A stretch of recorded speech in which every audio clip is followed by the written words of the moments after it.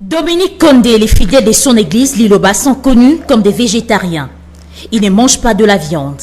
Avec une telle réputation, c'est facile de croire qu'il en a aversion les animaux. Ce n'est pourtant pas le cas. En dépit de son agenda pour le moins chargé, il a tout de même un temps pour se détendre avec ses chats et ses deux chats, Nounou et Bobby. Entre les mains du prophète, ces espèces animales ne se regardent pas en chien de faïence.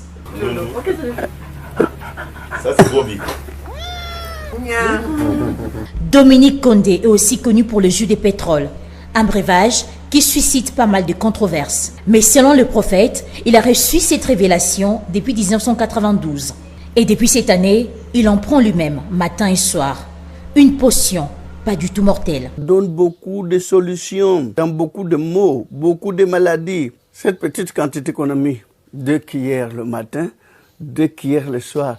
C'est ce qu'on a toujours cru que ça crée des problèmes, ça tue les gens, ça empoisonne les gens. Quand je vois ici en Afrique, nos conducteurs, les chauffeurs, quand ils prennent du carburant, de l'essence dans leur véhicule, ils tirent de la bouche comme cela. Ils ont souvent, il y a de fois, gurgité quelques gorgées de l'essence. Ça, c'est pas de l'essence, c'est le pétrole.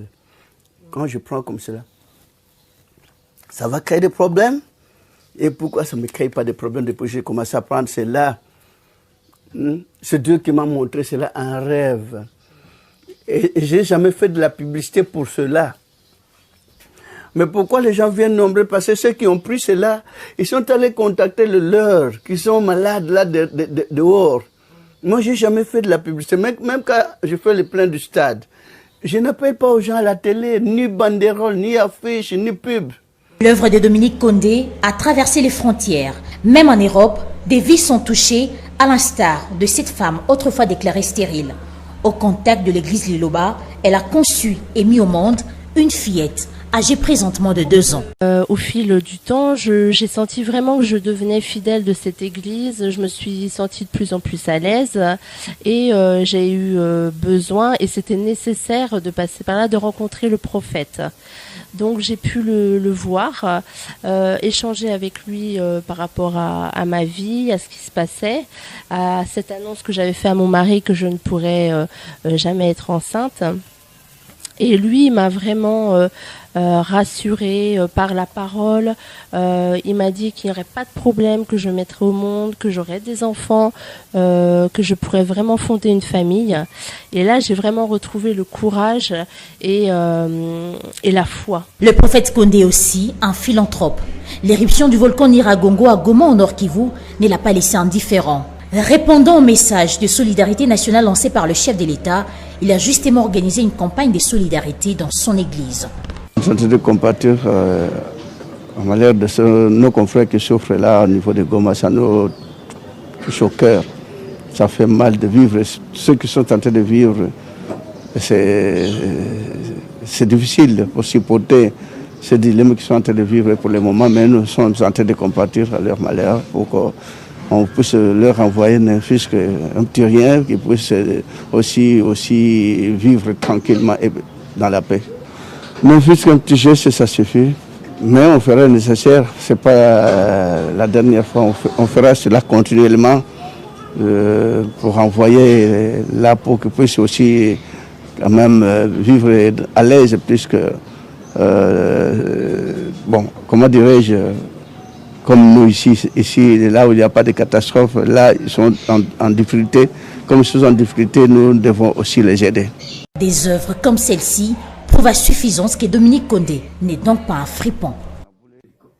Sinon, je ne devrais pas le créer. Sinon, je pourrais dire que ce n'est que le jus qui doit être dans cette église, mais on a des centres, 3 centres médicaux qui sont là. Vous avez été des salles là pour voir tous ces centres médicaux. J'ai créé des écoles, nous en avons, mais que faute de moyens, sinon je devrais construire beaucoup de centres médicaux presque partout dans chaque quartier parce qu'il y a beaucoup de fidèles. Je n'ai jamais clochardisé les fidèles de l'église de Lobalanzam. Ils sont des intellectuels. Il y a des licenciés, ils sont là.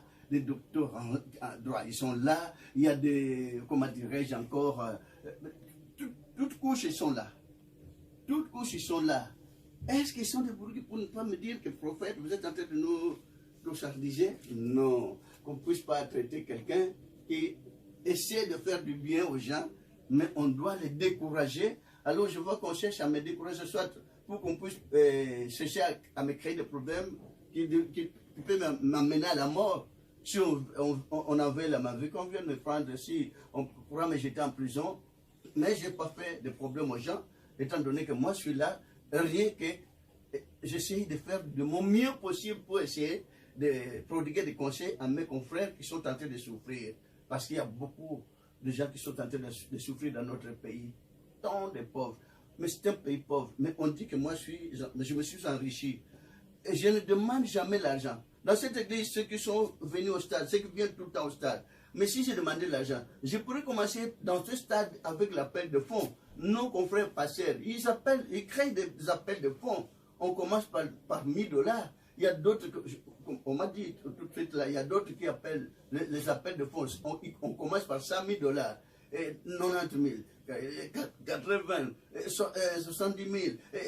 Mais moi, au coron, je ne demande rien. Même ceux qui viennent là, je n'exige pas qu'on puisse m'amener l'argent.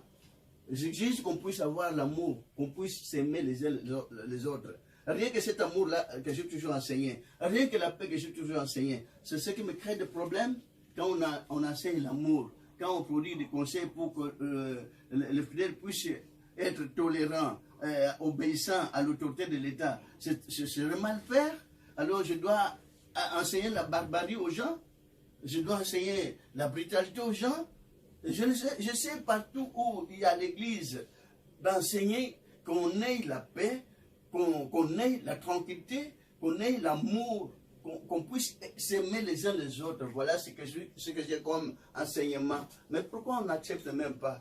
Alors peut-être si j'enseignais la brutalité et un mauvais comportement, on pourra m'accepter. Mais maintenant quand j'enseigne la paix, on trouve cela anormal.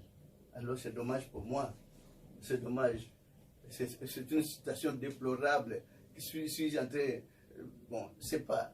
Je demande qu'à mon Dieu qu'il puisse me protéger, sinon les hommes ne pourront même pas me croire. Même si je suis en train de parler comme ça, on ne me croira jamais parce qu'on a déjà fait sortir un mauvais...